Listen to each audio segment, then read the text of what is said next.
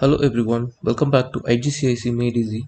So today we are going to discuss paper code 0580/42, October November 2021, paper 4 extended. So let's start with the first question.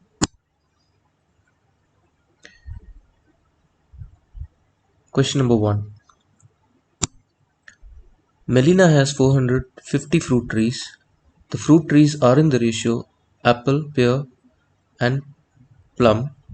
They are in the ratio 8:7:3. Show that the Melina has 200 apple trees.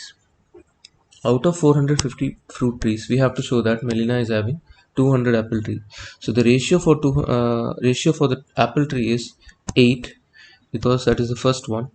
So 8 divided by total ratio. The total ratio will be adding of all the ratios, 8 plus 7 plus 3. So 8 plus 7 plus 3 is 18. So total ratio is 18. If I multiply it with the total number of fruits, so if I use our calculator to find out the value, so we'll get this as 8 divided by 18 times 450. We will get the answer as 200. So Malina has 200 apple trees. So the next part is find the number of plum tree. So we know that the ratio of the plum tree is this one, 3. So 3 out of the total ratio is 18, and if I multiply it with the total number of tree, I'll get the plum trees calculation. So yeah, I'll write here, instead of 3 8, I'll write 3 over there, and I'll get the answer 75. So she has 75 plum trees.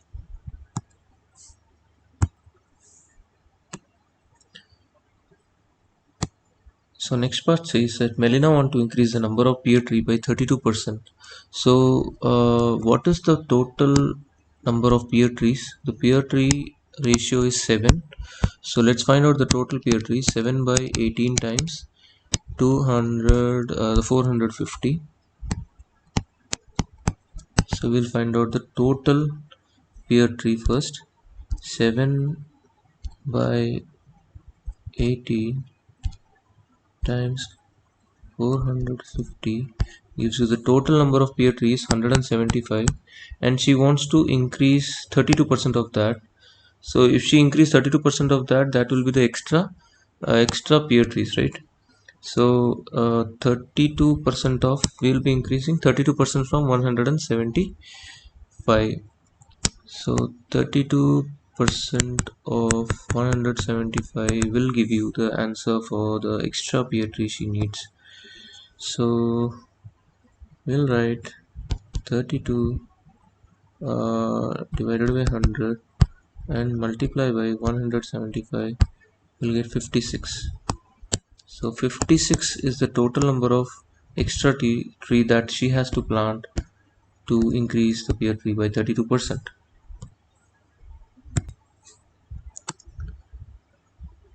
In this question, each apple produces 48 kg of apples. The apple has an average mass of 165 each. Calculate the total number of apples produced by 200 trees. We have to calculate in nearest 1000 apples. So we are given that each apple produces 48 kg of apples. Each apple tree produces 48 kg of apples. So we know that there are 200 apple trees, as we have calculated in the first part. There are 200 apple tree. It means that if we have 200 apple tree, and if each tree produce 48.5, so 200 will produce, if we multiply 200 with 48.5, we'll get 9700 kg. 9700 kg, because 48.5 times 200 trees is 9700. So total 200 tree will be having 9700 kg. And apple has an average mass, each apple has an average mass of 165 gram. So we have to calculate total number of apples produced. So to find out the total number of apples produced, we have to divide the 48 we have to divide, this is 9,000, the total weight divided by per each apple. So each apple is in gram because this is in kg, so we have to convert that 165 gram to kg. So we can divide 165 with 1000, so we'll get a 0.165. so we got 0.165 gram kg. So we converted the 165 gram to 0.165 kg. So now I'll write 0.165 kg. So let's divide it to find out the total number of apple produced in 200. So let's divide it. 9700 divided by 0.165. So we got the answer as 58,787 point. So we have to round it up to nearest 1000 apples. So that will be equals to nearest 1000. So 87 will become 90. So 87,000 will become 90,000. Yeah, this 8700 will become 9,000. Yeah, so it will be 59,000.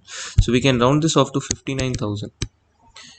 So the total number of apple nearest 1000 is 59,000 apples.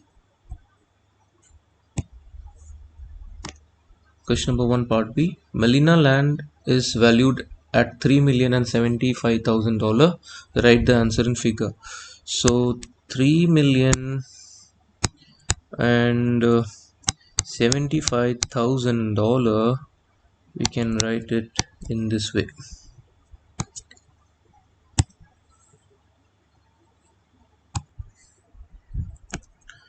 For part 2, write your answer to part B in standard form. So we have to write this $3,075,000 in the standard form. So you can use a calculator. You can press shift and then mode. Then you have to change that into scientific. Scientific is 7. You have 3 digits, that 3 numbers, that is 3075. So I'll just 4 digits. So I'll press 4 on it. So let's write the number that we have: 30751230. So if I'll press equals to sign, I'll be getting the answer in the standard form: 3.075 into 10 raised to power 6. 3.075 into 10 to power 6.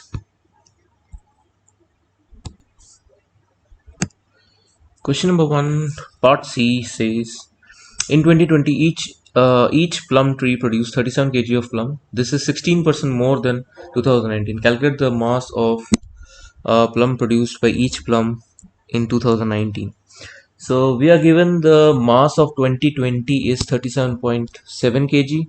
In 2019, 2020, this was 16% more than 2019. So let's say in 2019, the total number of weight produced by total number of plum tree produce x kg. Okay, 2019 is x, and you know that 2020 it's 16% more. So 16% of x is being increased.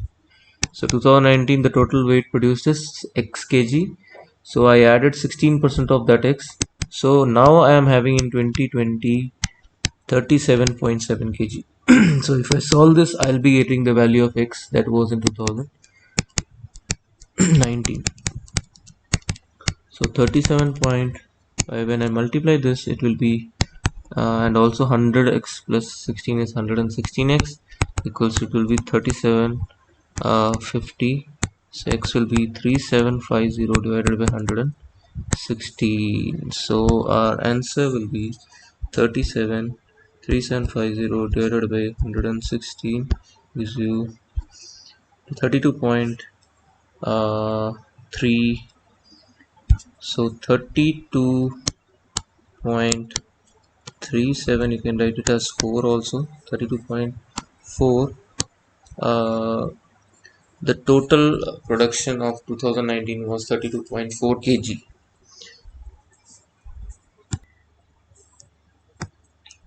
Melina invest 1,800 at a rate of 2.1% per year compound interest. So we have to use the compound interest formula because the time is given, rate of interest is given, and the total investment is given, principal. So we can use this formula. Amount equals to principal into 1 plus r by 100 raised to power t. So the total amount we have to calculate. Uh, so we can calculate the principal is 1,800 into 1 plus rate of interest is 2.1 divided by 100 raised to power time is 15. So we can use a calculator to find out the total amount that she is going to get after 15 years. So 1,800 bracket 1 plus here I'll write 2.1 and over bottom I'll write 100 and put a bracket raised to power 50 will give you 2,458.43. 2,458.43. So that's your final answer, 2,458.43.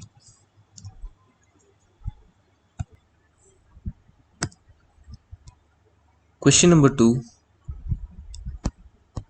We have to find out the median for this cumulative frequency curve.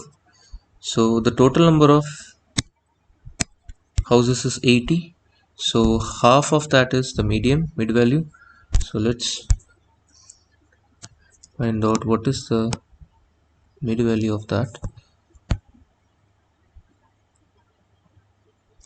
So we got the median as this is 90. So we got the median as 90 meter square. So lower quartile, to find out the lower quartile, we know that the formula is 20 lower quartile is 25%, or we can say that 1 by 4th of 25% of the total, that is 80. So or we can also write 1 by 4th of 80. So it will again give you 1 by 4, 4 times 1, 4 times 20. So we have to find out the value for 20 here. So 20 is here and we have to bend there itself till we reach the curve. Then the lower quartile value we got it as, this should be 70, so this is 68. So the lower quartile is 68 meter square, and to find out the interquartile is upper quartile minus of lower quartile value. So lower quartile we already got it, so we have to find out the upper quartile. So upper quartile is 3 by 4th of 75 by 100 of 80 we can write, or 3 by 4th of 80. So 20. So we got the answer as 60.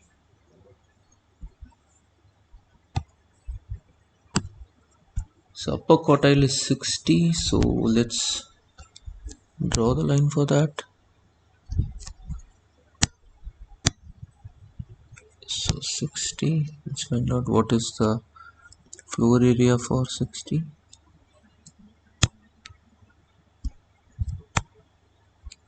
So we got 120 here.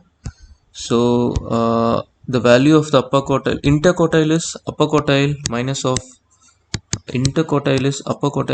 lower quartile. So upper quartile value is 120 and the lower quartile value is 68. So if I subtract 120 with 68, 120 minus of 68, I'll get 52. That is the interquartile range. So then, so the number of houses with floor area greater than 120. So this is floor area, and greater than 120 will be these, because 120 will be number of people are here, right? Number of people is 120 is 60, and greater will be 60 to 80, right? Because this is the graph we are talking about, this area we are talking about. So greater than 120 is 60 and 80. In between that, how many people are lying? So 80 minus of 60 is 20. So 80 minus of 60 is 20. So 20 houses, houses, not people, 20 houses are in between floor area 120 greater than 120.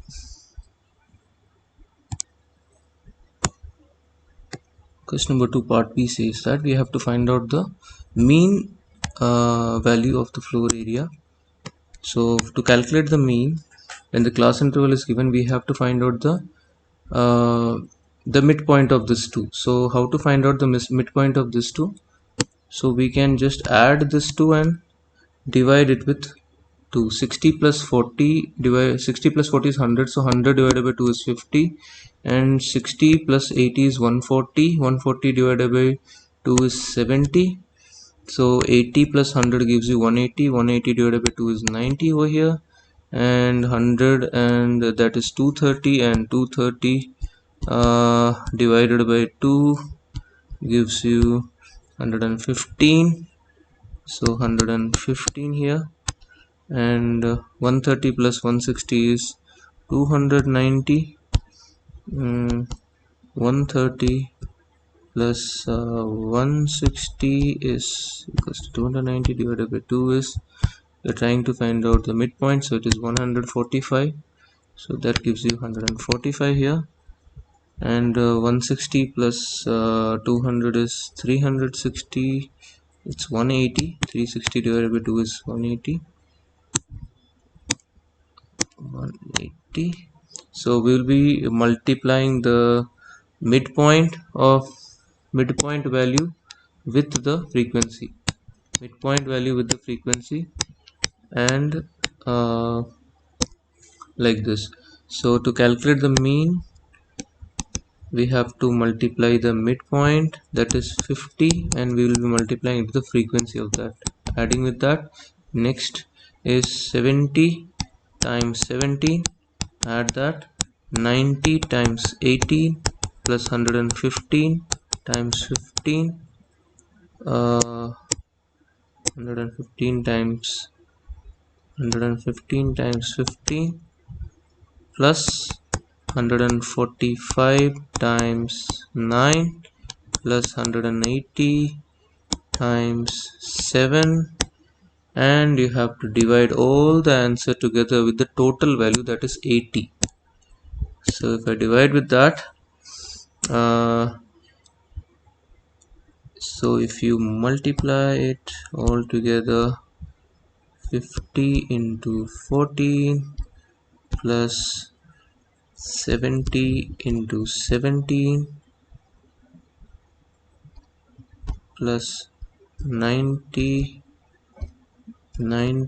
into 18 plus 115 into 15 plus 145 into 9 plus 180 into 7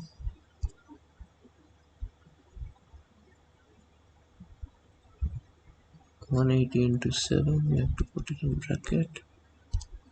180 into 7, if I add it, I am getting 7800 divided by, we have to divide it with 80, so we'll get the answer as 97.5.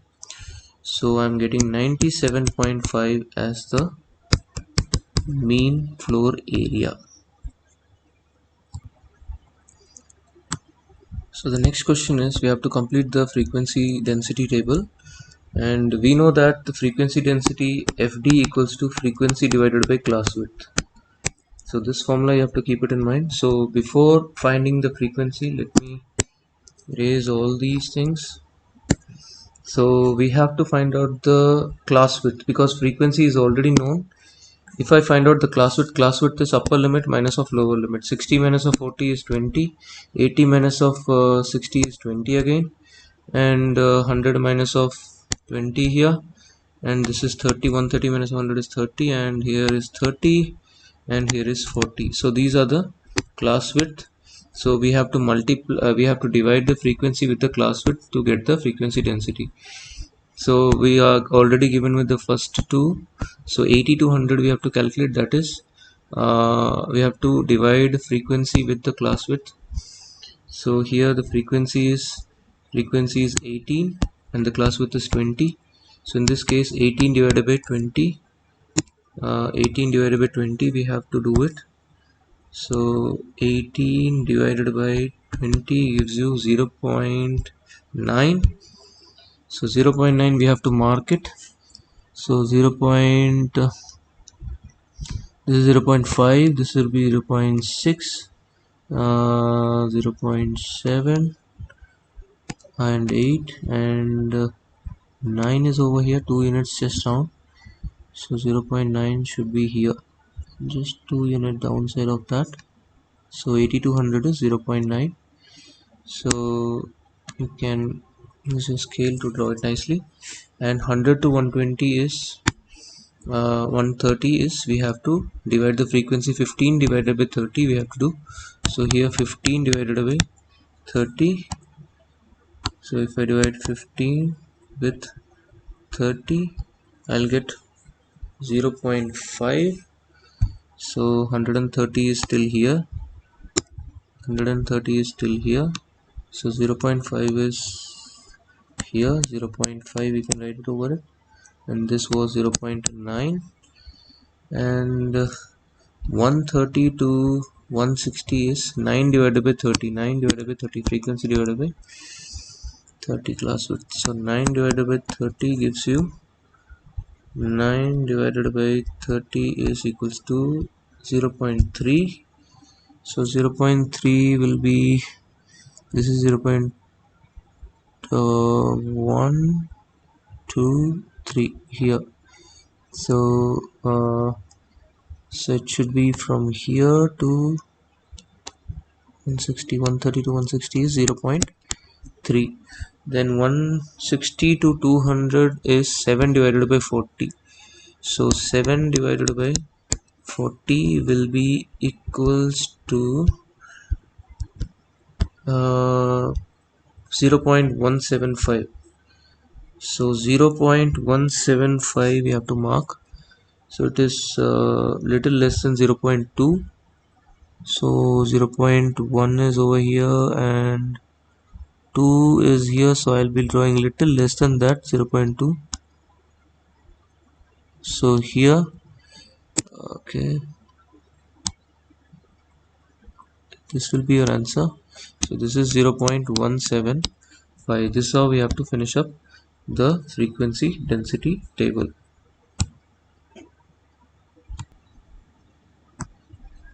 So in question number part 2, two of the houses are picked at random. Find the probability that one of the houses floor area greater than 180. One house should be greater than 130 meter square and the other house should be less than 60 meter square. So here the total house is 80 and we have to find out the floor area greater than 130 meter square. So 130 is here, so greater than 130 starts from this side. So this two 9 plus 17 will be the houses area greater than 130.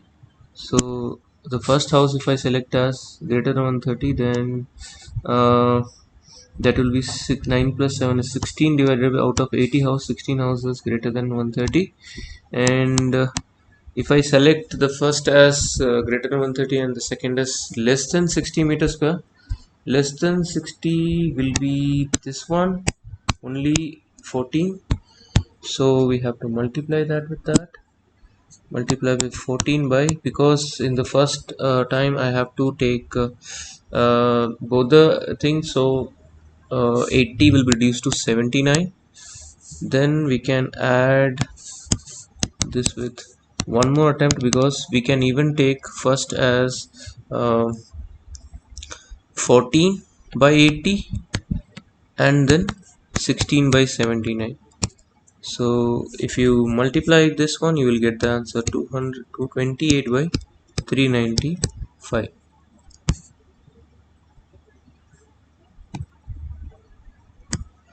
Question number 3. ABCDE is a pentagon 5-side figure. So we have to calculate AD length. So AD we have to calculate. This is AD length. So in this case we have to find out. We have to make sure that the answer is 94.5 meter. So this is the triangle we can focus because it's a 90-degree triangle. So either we can use sine rule or trigonometric ratio method. Let's use sine rule because 90, and let's find out this angle first. So 90 plus 64, because this is 90-degree even. So 90 plus 64 minus of 180. So 90 plus 64 gives you 154. 180 minus of the answer gives you 26. So this angle is 26 degree. So let's use sine rule. So uh, sine of 46 divided by ED, this divided by the opposite side, equals to sine of 64 divided by AD, right? So we can extract the answer AD. So AD will be equals to sine 64 times ED is 46.1 and divided by sine of 46. So if I use the calculator to solve this, sine, okay, like that, sine 64 times 46.1, 46.1 and divided by sine of 46 will give you 57 point, I think there is some mistake, right? Yeah, this should not be 46. I have written wrong. It should be for 26. So sine of 26. So sine 26 should come down.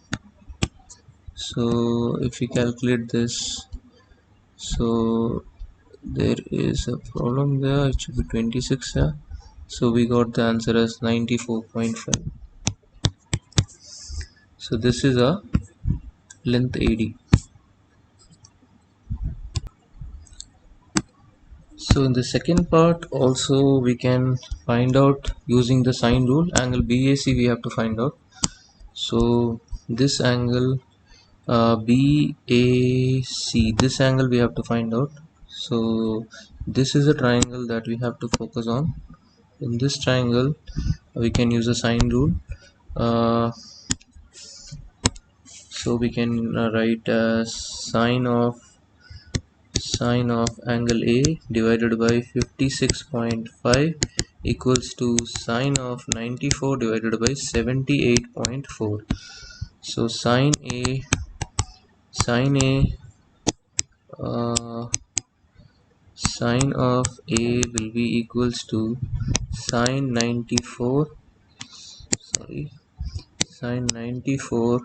times 56.5 divided by 78.4. So angle A will be equals to sine inverse of these, sine 94 times 56.4 divided by 78.4.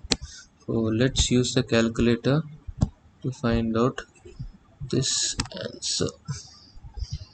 So we have to write shift sine inverse of A by C, then sine 94 times 56.4,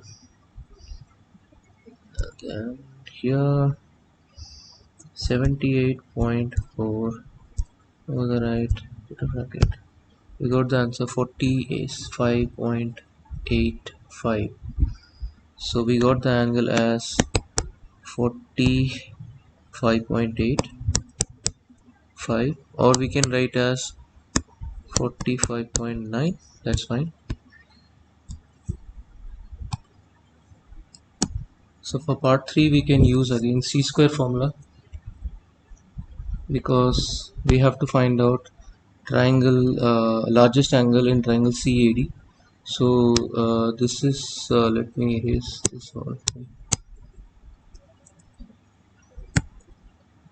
So if I find out the largest angle in this triangle, we are talking about this triangle, so the largest angle will be this angle. So to find out that angle, we have to take this triangle, and in this triangle we can see that 2 of the side is given. Yeah, we also know this side, the AD, which we have already calculated, 94.5. So this is 94.5, and we can use formula c square equals to a square plus b square minus of 2 into a into b cos of cos of the angle that is in between. uh, erase it first for you, easy for you. So we are trying to focus on this triangle, and this angle we are focusing, and this length is already known, that is 94.5. So this will be the C, opposite to the angle is C, so that is 94.5 square. 94.5 square equals to a square will be the will be this length, uh, this length, a square, let's take 38.6 square. 38.6 square plus b square is 78.4 square. 78.4 square minus of 2 into a is 38.6 into b is 78.4 into cos of angle in between is this one, right? That angle, let's say angle CAD, ACD or CAD, CAD, uh, yeah, ACD we can write, because that's what the largest angle is. I'll write angle C. Okay, so cos C we can do a little bit of, we can solve it little bit, and yeah, these all are in multiples actually. So let's solve this one, and we'll bring that with this one. So 94.5 square minus of 38.6 square minus of 78.4 square equals to this one. So cos, if I keep it cos C over the right side, divided by minus of 2 will come down, 38.6 and 78.4. so I want to find the value of C, so I'll be doing cos inverse of these values. So let's use a calculator to solve this. So shift cos inverse of the values are 94.5 square minus of 38.6 square minus of 78.4 square. Then coming down, we'll write minus of 2 times 38.6 times 78.4, then we'll put a bracket. So we got the answer as 102.3. So we got the angle, the largest angle is 102.3.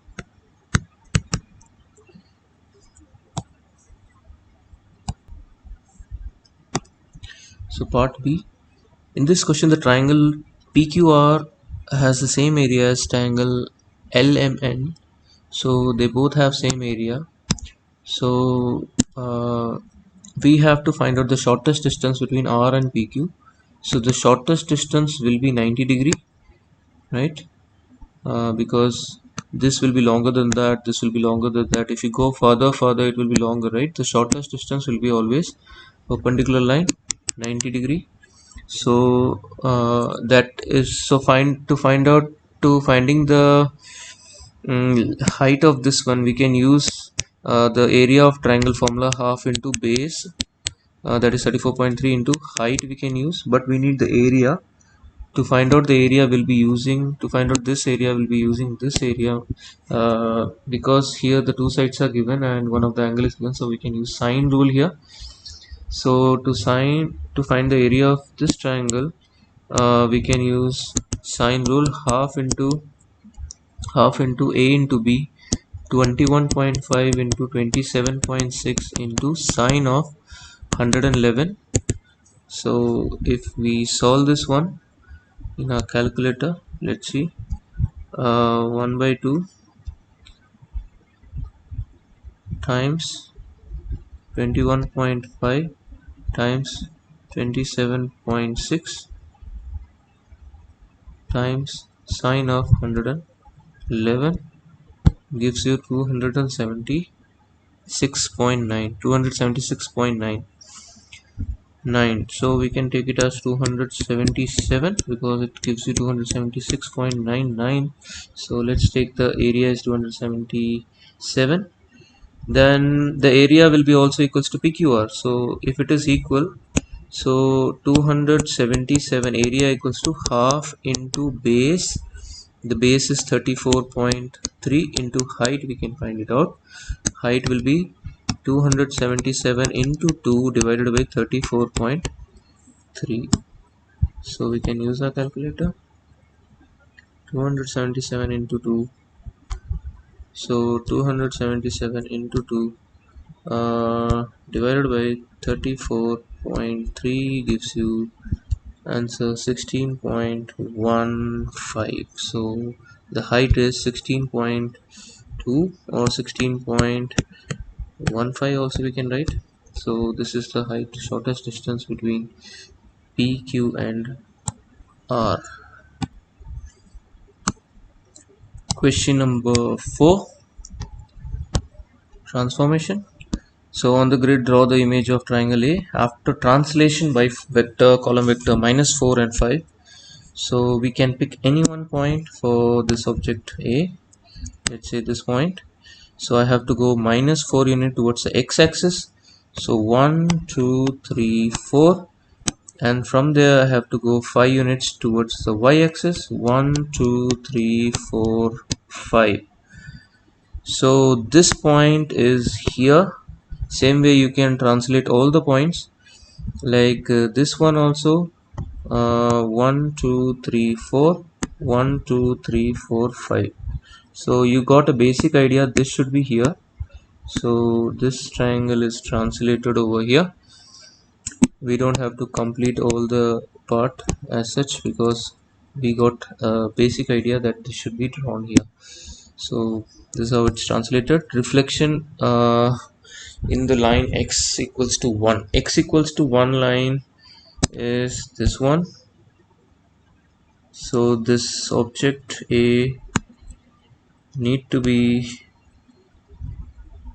reflected using this image, this mirror line. So we can translate somewhere, the mirror line and the object distance should be equal, and the mirror line and image object should image should also be equal. So if it is 2 unit from this side, so this should be also 2 unit. So we have to draw the image like this. You can use your pencil, and you can label it nicely. So wait, let me draw it nicely for you, otherwise students will learn. So this is like this one. So we can write a dash over there, not an issue. So that is that is the reflection of the object A. So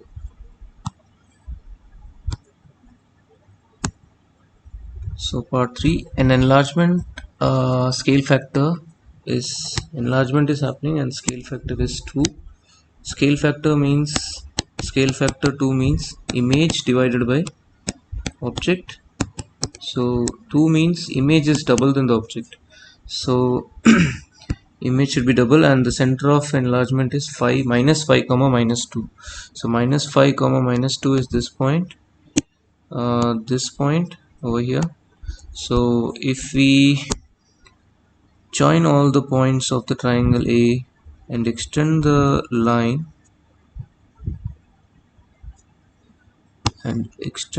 like this,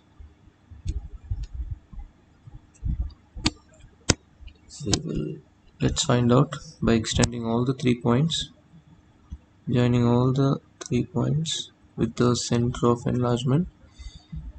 So it should be little bit like this. Here I have to go, then the third point is here, so you have to be very precise in drawing this one. Make sure that you draw it nicely.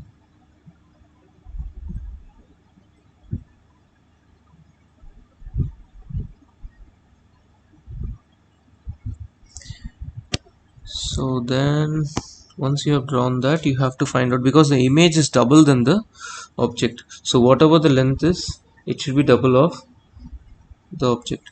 So let's because this line is going somewhere crossly, so I'll take this length. So this length will be if this is 2, then the image length should be double of that, 4. So you have to find out where I am getting the double length. So I think I'm getting double 1, 2, 3 and 4 over here. This is the double length I'm getting over here, and I'll take this length, and then this will be meeting like this one, and then this will be meeting like this one. Yeah, so this triangle is enlarged with scale factor 2, with center of enlargement as minus 5 comma minus of 2. Part B, and describe fully the single transformation that maps A onto B. So A onto B is actually you can use a trace paper to find out and rotate it and find out. So it is actually rotation by 90-degree anti-clockwise, 90-degree anti-clockwise, and yeah,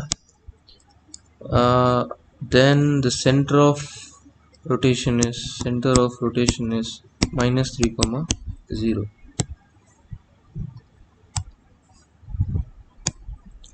Question number 5. So we have to complete the table. We can use a calculator. I'll tell you how to use a calculator. So first of all, you have to write the equation. So it's given as x cube. So first alpha x, and then write cube, x cube, plus x cube minus of 3 into alpha x, then plus of 3. Once you have written the equation, then you just press on calc key. So if you will press on calc key, it will ask x comma x question mark. So you can write, you have to calculate for minus 1, so you'll write minus 1 there, and you'll get sorry,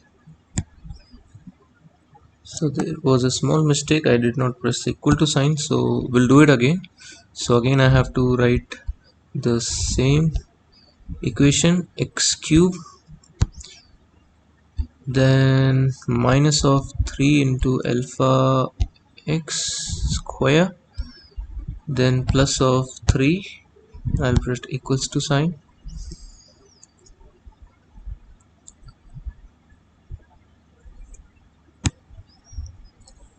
then after this you have to press calculate for minus 1, we'll get the answer as -1. For -1 is -1 itself, and we have to calculate for 1.5. So again we will be pressing calculate button and write 1.5. So we'll get the answer as 0.375, -0.375. And if we calculate for, press calculate for 3, I'll be getting the answer as 3. So we have finished this table. This is for 3 marks. So part B, we have to use the table to complete the grid. So the first value is -1, -1. So -1, -1 is here, this one, and that second one is -0.5 and 2.125. -0.5 is here and 2.125 is 2.5 is here. 2.125 will be somewhere here. 2.1234, yeah, 2.125 is somewhere here. And then 0 and 3, so 0 and 3 is very simple, we got the point here. And 0.5 and 2.375, 0.5 and 2.375, this is 4, this is 375 somewhere here. Yeah, then 1 and 1 itself, 1 and 1 is here. And then 1.5 and minus of 0.375, 1.5 is minus of 0.37, 0.4 is here, so 1.5 and 0.4 is here, so it should be somewhere here, 375. And then we have 0.2 and -1, so 2 and -1 is here. And the next point is 2.5 and 1 point minus 0.125. So 2.5 and 0.125, 1 is here, so 125 will be somewhere here, and 125, and the last one is 3 and 3, so 3 and 3 will be here, this point. So if we join all the points together, yeah, I may not be that perfect because let me try, but try my best. So we have to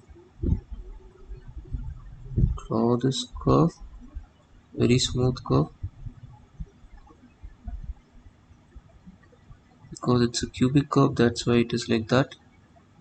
So this is your final curve, you got it. So let's move on to part C. So part C says, by drawing a suitable straight line on the grid, solve this equation.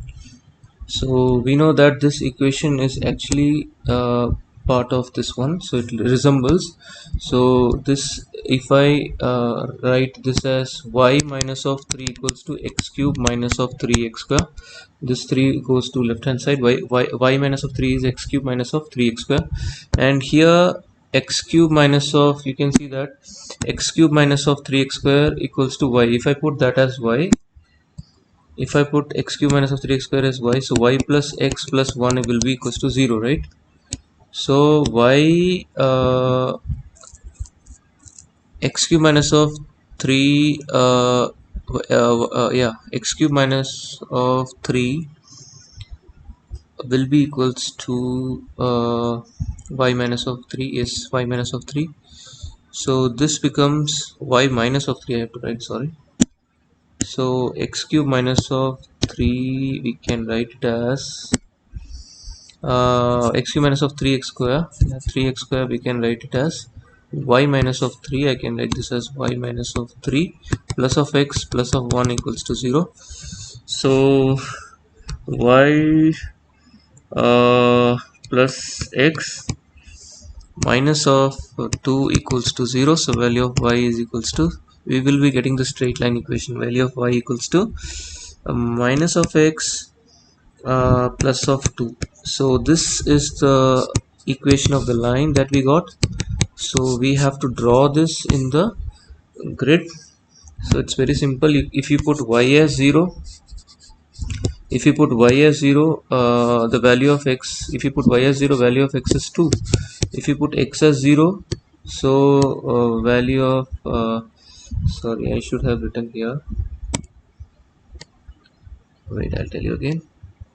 If you put value of y as 0, so then you will get the value of x as 2, and if you put the value of x as 0, then y will be equals to 2. So this 2 point we can plot it here. So 2 and 0, so x is 2 and 0 is this point, and y is 0, y is 2 and x is 0, x is 2 will be this point. So if we join this 2 point together, we will get a straight line of that. So if we join like this, so this straight line, we have to find out the equation. We know that these line, wherever it cuts, will give the solution of the equation. So it cuts somewhere here, this point, right? You can be very precise. And it is also cutting in 1, and it is also cutting in sorry, it's not the point. This point is what we have to take. This is not the point, this is the point where the line cuts the graph. So the first point should be it should be actually 0.4. I think this is 0.4. So for x value is 0.4. The second point is 1, exactly 1, and the third point is 2 point, you can take 2.4, that's fine. So this is how we have to do this question. Question number 6. So let's expand the bracket. 4 times 2 is 8x minus of 12 equals to 24. So 8x equals to 24 plus of 12.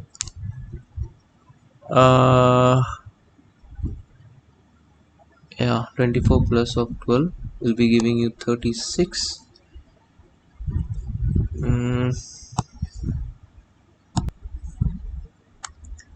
So 8x equals to 36. So x will be 36 divided by 8. So 36 divided by 8 gives you 4.5. So the value of x will be 4.5. For solving this one, 6x plus we can shift this 14 towards the right hand side. 66 minus of 14. So 6x equals 6x greater than minus of 8. So x is greater than, because we are dividing, it should be minus 8, because we are not dividing negative numbers, so that's not a problem. If you are dividing the negative number, so the symbol will change its sign. So because we are not dividing with the negative number, so it will be like x is greater than, if we calculate this, it will be minus of 1 by 3, because it's a improper fraction, so we'll be writing it as mixed fraction. So x is greater than minus 1 by 3.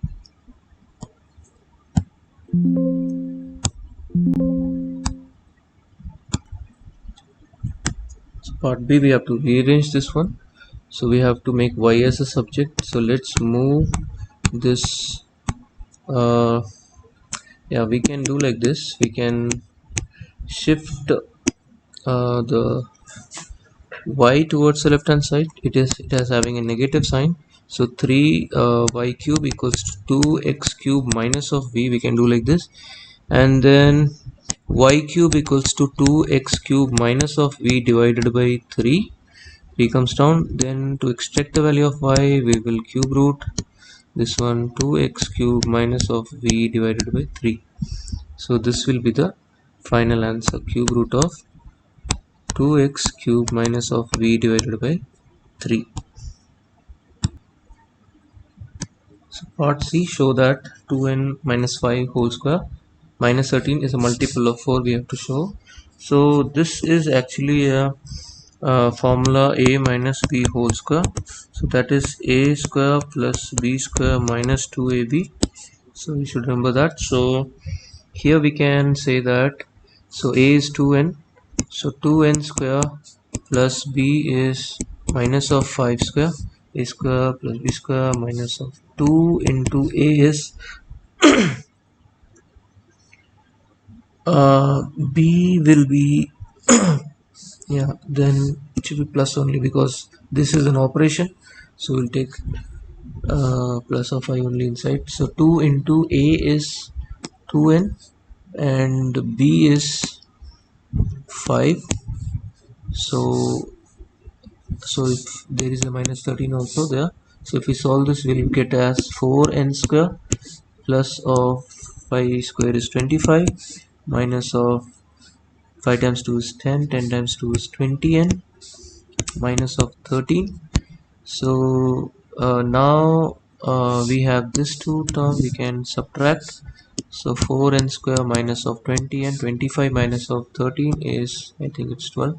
25 minus of 13 is 12. So plus of 12 we got it. So we can say that this only we have we have opened it, expanded it, and now we are getting 4 as the multiple of this number 4. If I take it out 4 as common, so n square minus of 5n, yeah, n square minus of 5n plus of 3. So you can see that this is a multiple of, this whole number is a multiple of 4. This is what we have to prove in this one. So part D, we have to express this in this format. So first let's rearrange. Minus of 2x square plus of 12x plus of 5. If I take out minus 2 as common, then I'll be having x square minus of 6x minus of 5 by 2, because I took minus 5 as common. So now here for this case we can use completing square. So completing square we can use half of the midterm. This is a midterm, half of midterm is 3. So and x minus of 3. So we'll be using x minus of 3 whole square. So a minus b whole a square plus b square minus of 2 into a into b. So if we solve this, x minus of 3 whole square, so x square plus of 9 minus of 6x. You can see that it should be we are getting 6x over here, right? Minus of 6x, x square minus of 6x is available here, so we'll be shifting that. So x minus of 3 whole cube minus of 9 equals to x square minus of 6x. So instead of x square minus of 6x, yeah, here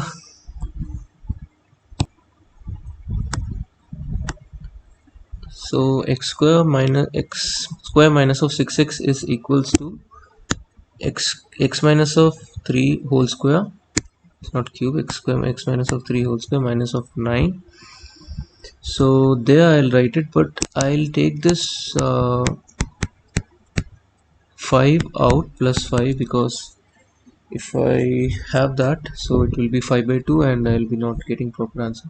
So I'll take that 5 out. So x square minus of 6x is equals to we got it as x minus of 3 whole square minus of 9. So I got it like that. So plus of 5. So we can do one thing here, we can open up the bracket. It will give you minus of 2 into x minus of 3 whole square minus of plus of 18 plus of 5 is outside. So yeah, you can see that this actually looks like this, and for the simplification it will be like minus 2 into x minus of 3 whole square plus of 23. So this is the value of this one, right? And this is the value of p, and this 23 will be value of q. Yeah, so 23 is the value of q and p is minus of 3. Part 2, write down the coordinate of maximum point of the curve. So we can say that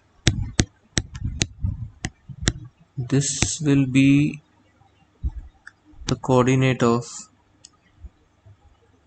A and this will be the B.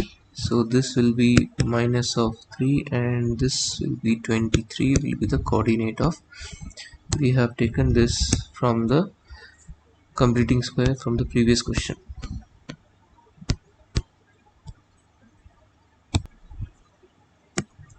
Part E. The energy of moving object is directly proportional to the square of its speed of the object is increased. If the speed is increased by 30%, calculate the percentage increase in the energy of the object.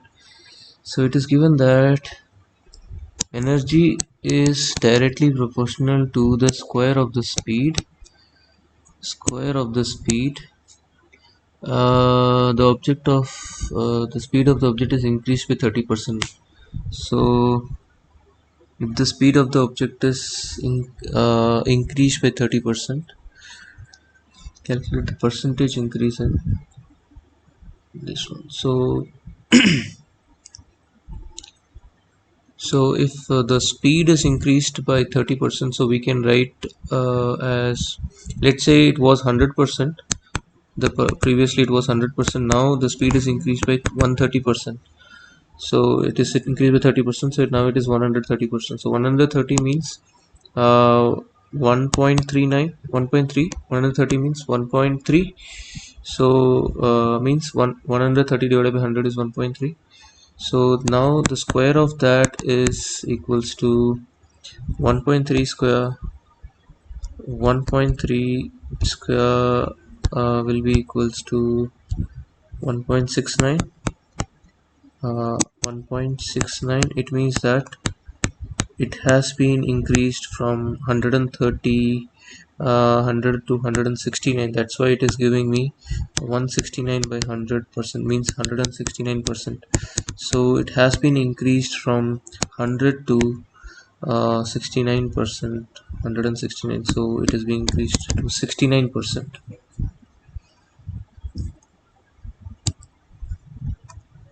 Question number 7. Container diagram shows a container for storing grain. The container is made up of a hemisphere. This over the top is hemisphere, and it has a radius 2 meter. Yeah, 2 meter, and a cylinder and a cone. This is a cylinder.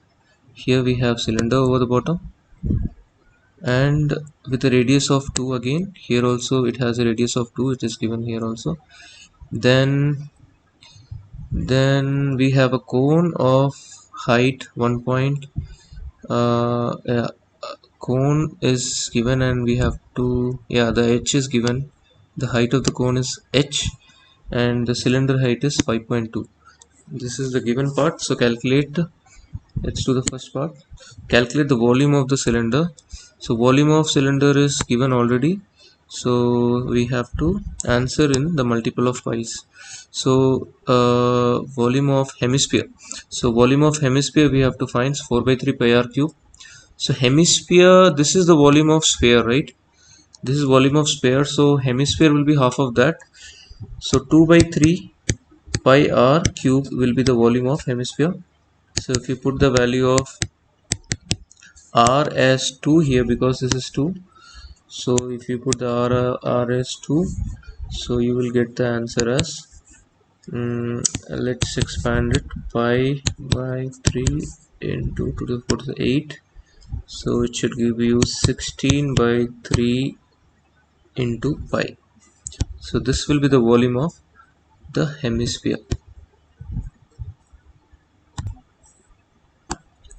So the next part is total volume of the container is given as 88 pi by 3. Total volume is given. So we have to find the value of h. We have to find out this value. What we can do is we can subtract the total volume with the volume of this and volume of this. So we will get the volume of this one. Then we can find out the value of h. So first we have to find out the volume of this one, because we know the volume of hemisphere, we don't know the volume of cylinder. So volume of cylinder is equals to pi r square h. So that will be equal to pi into r of the cylinder is 2 square into h, height is 5.2. So if we further solve this, we got the volume of cylinder as 5.2 into 2 square. 5.2 into 2 square is, we get the answer as 20.8. So we'll get 20.8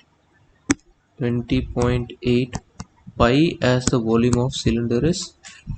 Now we can add volume of cylinder plus volume of hemisphere to get the volume of the and we will subtract with the total volume of the container. So the total volume is equals to volume of hemisphere plus volume of cylinder plus volume of cone. I can write CYL, right? So the total volume is given as hemisphere, this is h. So the total volume is 88 pi by 3, and the volume of hemisphere is, we got it 16 by 3 pi, 16 by 3 pi, plus volume of cylinder is 20.8 pi, plus volume of cone we can find out by subtracting everything from, first of all we can, because they both have pi, so we can add this two first. Let's add it. So 16 by 3 plus 20.8 is 26.13. repeated value is there, so we can write that 20. So we can write we can write this as 392 by 15 pi. 392 by 15 pi plus volume of cone, so 88 pi is pi. So we'll shift that in the negative direction. Yeah, then we'll be having, so I just take it as negative here, so this goes out. So volume of cone will be equals to we can say 88 divided by 3 minus of 392 divided by 15. So we got the answer as 3.2 pi. We can write it as 16 by 5 pi. 16 by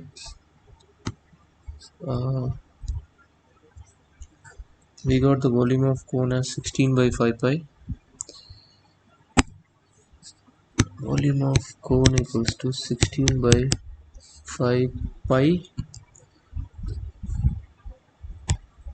So volume of cone is 16 by 5 pi, and also the formula is given as volume of cone is 1 by 3 pi r square h. So we can equate, we can square h, we can equate this with 16 by 5 pi. So pi and pi got cancelled out, so we are left with r is volume of cone, the radius of r is 2, cone is, radius of cone is 2, so we can write 1 by 3 into 2 square into h equals to 16 by 5. So it is 4 by 3 into h equals to 16 by 5. So h equals to 16 by 5 minus of 4 by 3. Let us check the answer. 16 by 5 minus of 4 by 3 gives you 1.8 something.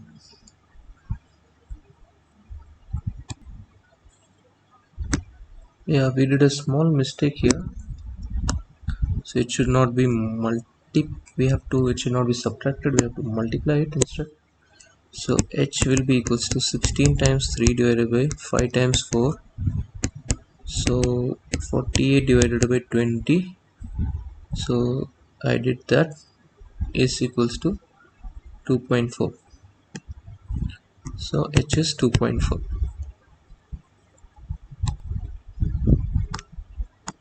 So part 3, the container is full of grain. The grain is removed from the container at the rate of 35,000 kg per hour. 1 meter cube of the grain has mass of 620 kg. So it's given that 1 meter cube is having a mass of 620. So the volume of the container is, just now we have done, that is 88 divided by 3 pi. So this is meter cube, right? This much meter cube. So 1 meter cube contain this much. So this much meter cube will be having so we have to multiply to find out the total value. So 88 divided by 3 pi times of 620 we have to find out to get the total value. So 88 times 620 is 54560. So divided by 3, I will be multiplying this with pi and dividing that with 3 gives you the answer as 57,135. So we just remove the value of 5, so it is 50. So let me check once again. Let me write it like 88 divided by 3 times pi times 620. So we get the answer as 57,135. So 57,135 point something is there, 0.0. So we'll leave that. So to calculate the time, we have to divide this with this per hour. So time will be equals to 57,135 divided by 35,000. We have to divide it. We'll be dividing this answer with 35,000. We'll get 1.63. So to change this into the hour and minute, so you can just press this comma is here, this comma value. This button is given for it's actually to convert the time into hour and minute. So if you press that, you will get 1 hour and 37 minute and 56 seconds. So we can write 1 hour and 37 minutes, that's all, and 56 seconds. So this is what our answer is. But yeah, we are getting the answer 1 hour 37 and 57 minute and 56 seconds. So we can round it off to 38 minute. 1 hour 38 minutes, we just round it off.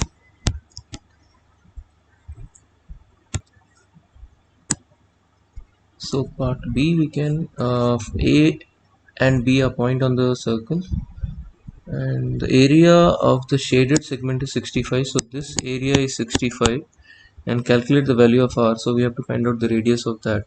So what we can do is, we can find out the area of this hole, that is a sector area, and then we will subtract with the triangle area, with the triangle area, and we will equate it with 65, and we will get something, get the value of r. So the triangle area of triangle will be equals to half into r into r is r square into sine of 140. Can use this formula. So this will be equals to sine 140 divided by 2, we can write. So sine 140 divided by 2 is equals to, we can instead of that sine of 140, right?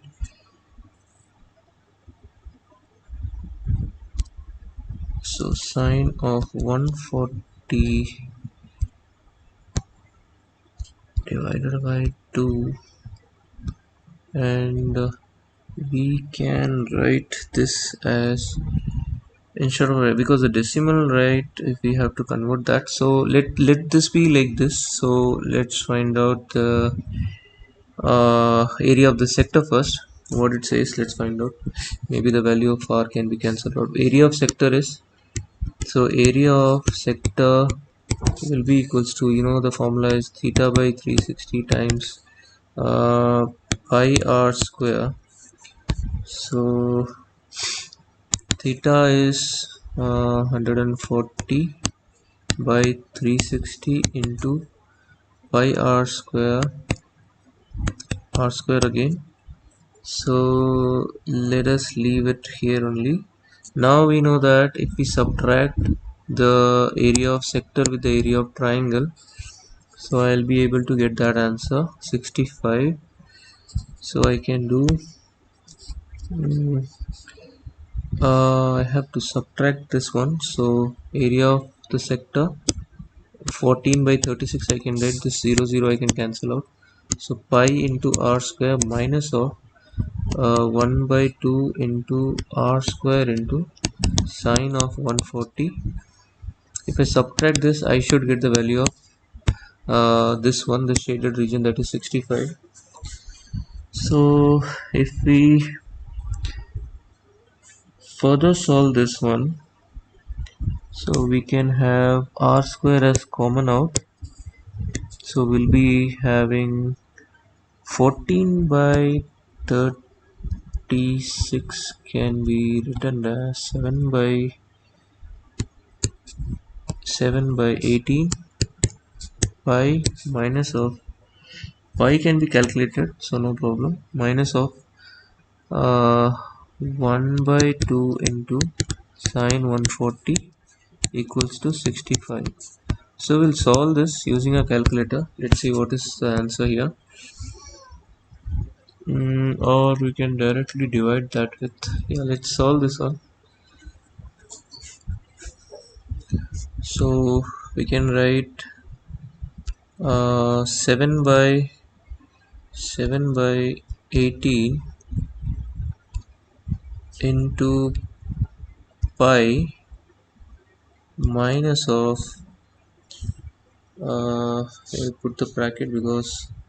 I'll put the bracket because negative sign is 0.5 is 1.5 into sine of 140, the bracket. So I'll get the answer. So I have to divide this with 65. So 65 divided by the answer gives you 72 point something. So we have to square root of this one. So because this answer, when it's divided with 65, so this whole gets divided with 65, so I'm getting the value of r square. So r square is equals to 72.19 something, 72.19. So value of r will be square root of that. So we can write under root of the answer and we get 8.49. So value of r is 8.49, or you can write it as 8.5.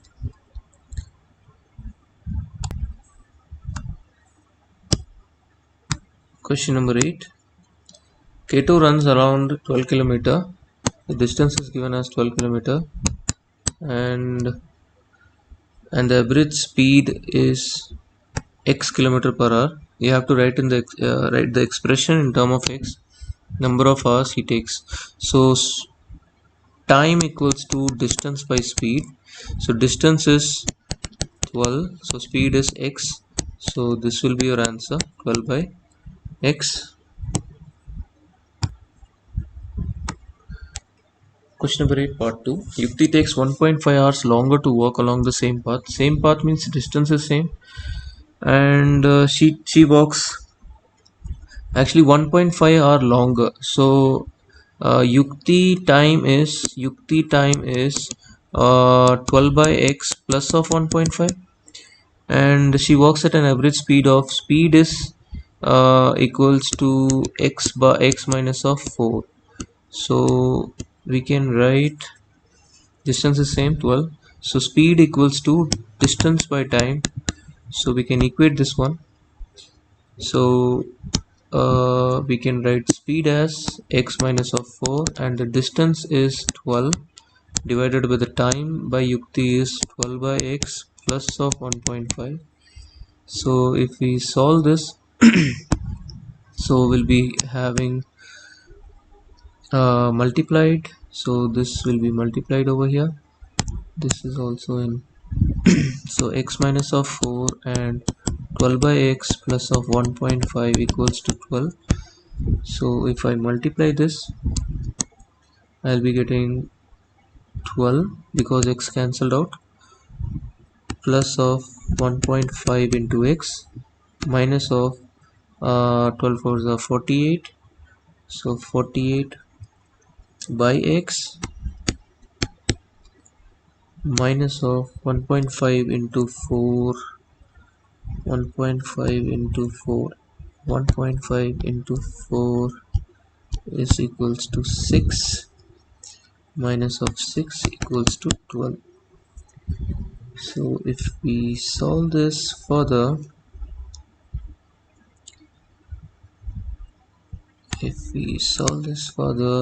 I'll be having the number as this, and this 12 minus of 6 is 6.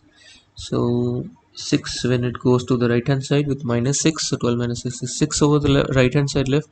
So 1.5x minus of 48 by x equals to 6 will be left over the right hand side. So if we take an LCM of that, so it will be 1.5x square minus of 48 equals to 6. So we'll be having 1.5x square minus of 48 equals to 6x. So we can rearrange this one, 1.5x square minus of 6x minus of 48 will be equals to 0. Okay, finally to get this one, you can divide all these value with 1.5 with 1.5 with 1.5, so you will get this answer.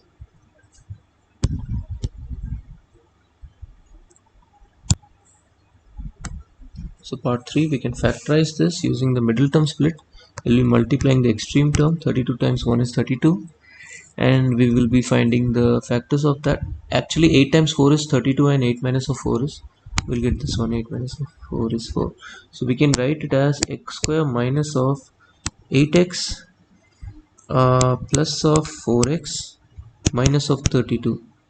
This is the middle term split, so we can take x as common, so x minus of 4 x minus of 8, and plus of, if I take at 4 common, so x minus of 8 here also equals to 0. So we got x plus of 4 equals to 0 and x minus of 8 equals to 0. So value of x is minus 4, x is plus of 8. So one is minus 4 and one is plus of 8. So part 4, find the number of hours it takes Yukti to walk along 12 kilometer path. So we know that Yukti time is here, this one, 12 by x plus 1.5. So 12 by x plus 1.5. So here in this case we can put the positive value of x, negative value we cannot take, so positive value we can take, plus 1.5. So if we solve this question, 12 by 8 plus 1.5 will get 3. So 3 is the number of our Yukti walks along the path. So part B, a bus travels 440 kilometer, correct to nearest 10 kilometer. So whatever the nearest 10 is, you have to divide that with 2, and that comes to be 5. So the upper bound of 440 will be equals to 445, and the lower bound of 440 will be 435. Same way, the time taken to complete the journey is 6 hours. Correct to nearest half hour.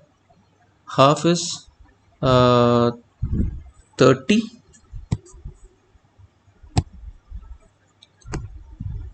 30, but 30 we can find out 30 minute is actually how many in decimals value. So we can do one thing, so we can write 0 hour and 30 minute can be equated as 0.5. So I can write 30 minute as 0.5. So this is actually 0.5. Okay, so this is the actual number value, decimal value 0.5. So I have to divide that with 2. So 0.5 when divided by 2, I'll get 0.25. So 0.25. So I have to add 0.25 to get the upper bound.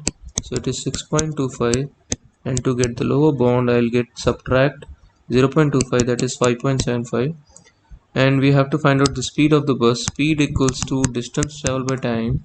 So distance is this one, so we have to, because it's division, so we'll be taking the lower bound for the distance and we will be taking the upper bound for the time. There is a formula chart, so you have to remember that when division we have to take the lower bound for the numerator and we have to take the upper bound for the denominator.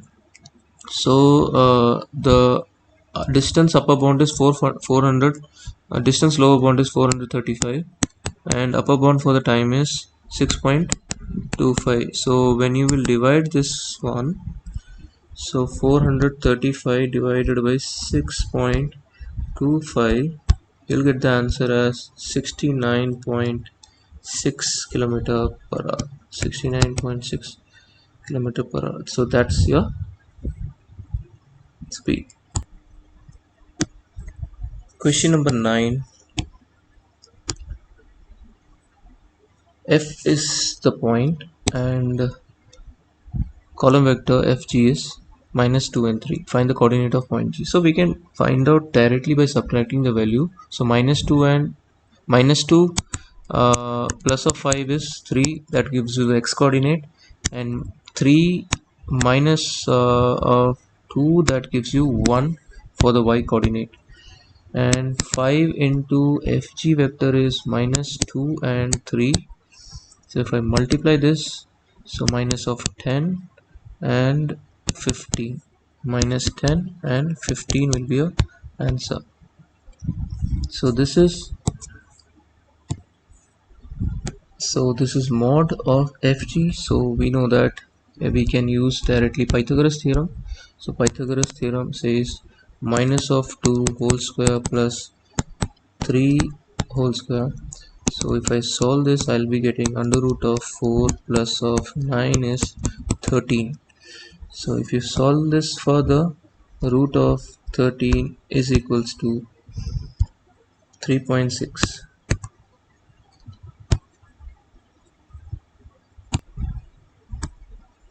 Part B. So OBCD is a parallelogram. So opposite sides are parallel as well as equal. So we know that OA is given as A, OC is given as C. So we have to find out AQ. So this OC this OC will be equals to AB, so that is also equals to C.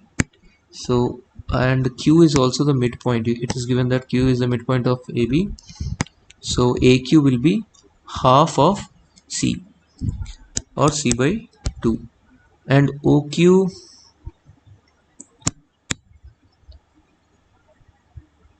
to calculate O to Q, AQ is already know C by 2, so OQ is OA plus AQ, OA vector plus AQ vector. So OA is A plus AQ is C by 2, so OQ is A plus C by 2.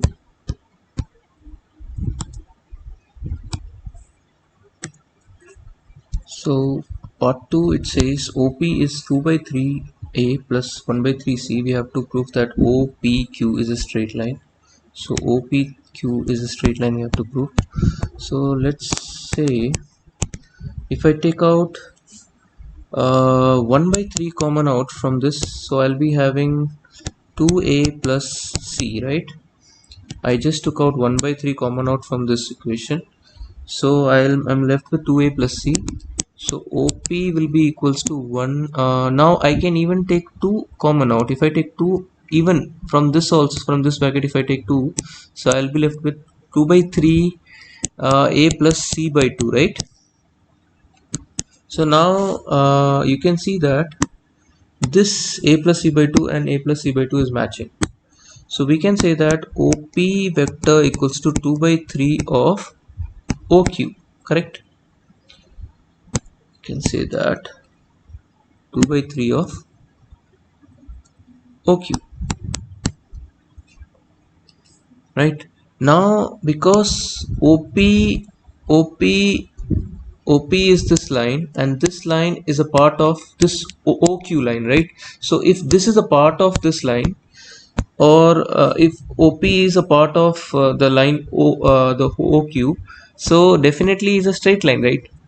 So if this is a line and if I say that uh, this is 1 by 4 of this length, so definitely this is a part of that. Same way this OP is 2 by 3rd of OQ.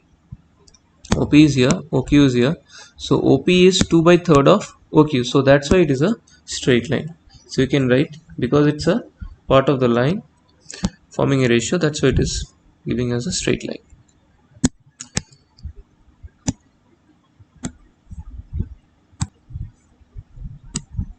So part B says that write down the ratio OP and OQ, give you answer in 1 ratio n.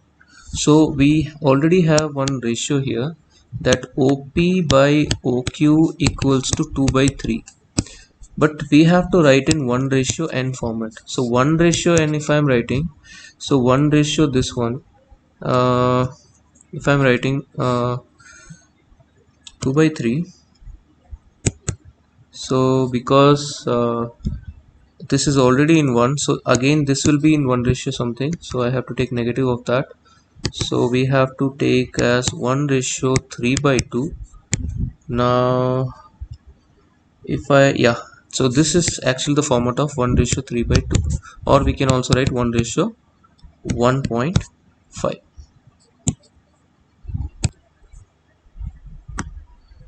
So question number 10, find the coordinate of turning point of the graph. To find out the turning point, we have to differentiate this one and we have to put it equals to 0. So if I differentiate this function, so dy by dx equals to, we have to put equals to 0 for the case of turning point. So if I differentiate this one, so it will be 3x square minus of 12 and 6 will be 0, equals to 0 we have to put it. So 3x square equals to 12, so x square equals to 12 by 3 is 4, so x equals to under root of plus minus of 4. So then we will get the value of x as plus 2 and we will be getting the value of x as minus 2 also. We'll be having two values of x, so one is plus 2, another is minus 2. Then if I put the value of x as plus 2 in this equation, plus 2 in this equation, then you will get the value of y as, you can solve it, it will be coming as minus 10, and if you put the value of x as minus 2, then you will get the value of y as 22. So this is how we have to solve.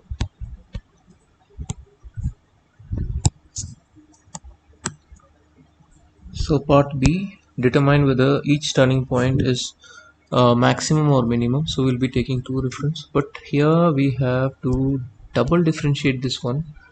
So if I differentiate this again, this equation again, I'll be getting 6x. Okay, if I differentiate, I am differentiating again d square y upon dx square.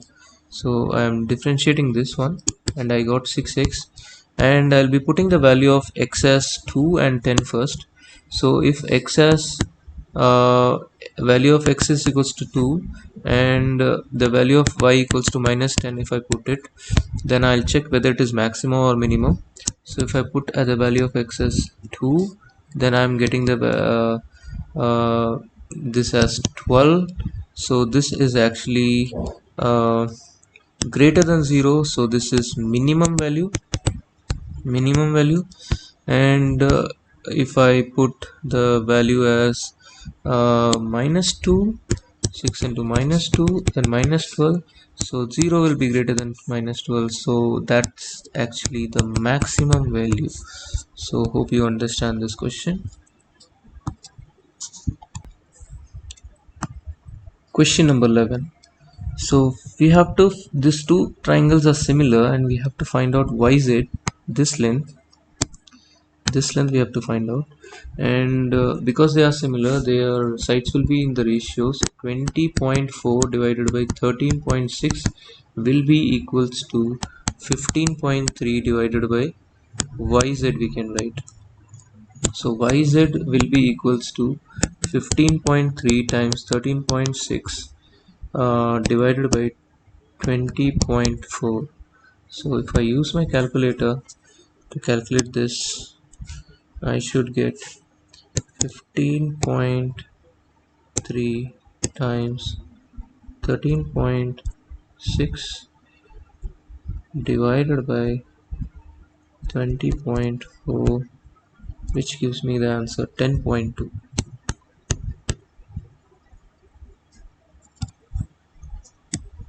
So part 2, we have to find out the area of this one.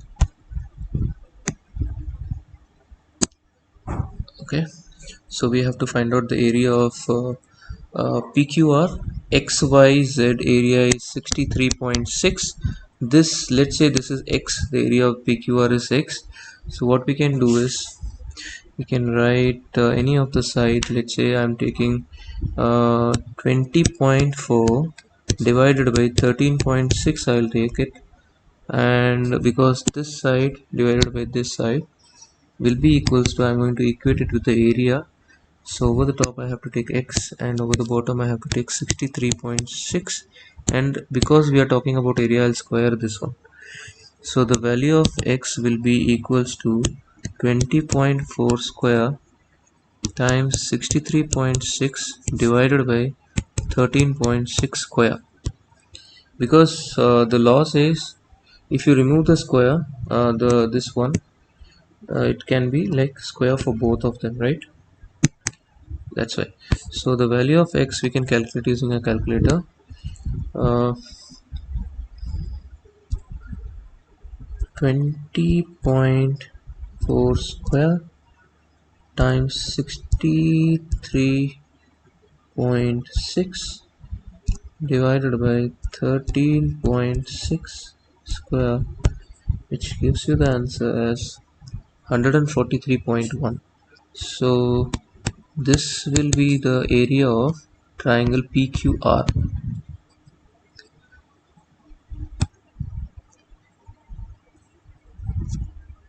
So here part B, two containers are mathematically similar. So the larger container has capacity of this one, that is volume, and the surface area as this one. This is for the larger container. Smaller container has capacity of this one, and we have to find out the surface area of the smaller one.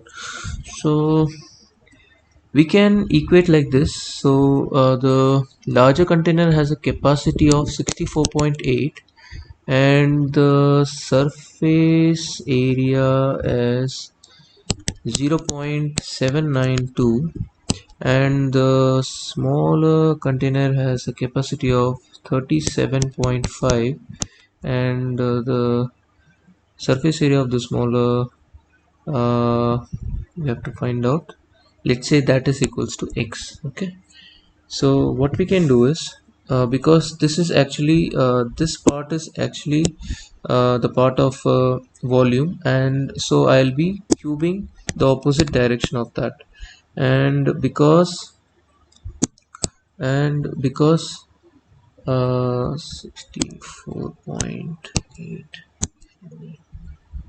and because this is a part of a square, so I'll be squaring this side. So now we'll be solving it for value of x. So this will become 64.8 square divided with 37.5 square, and here 0.792 square divided by 2 cube divided by x cube.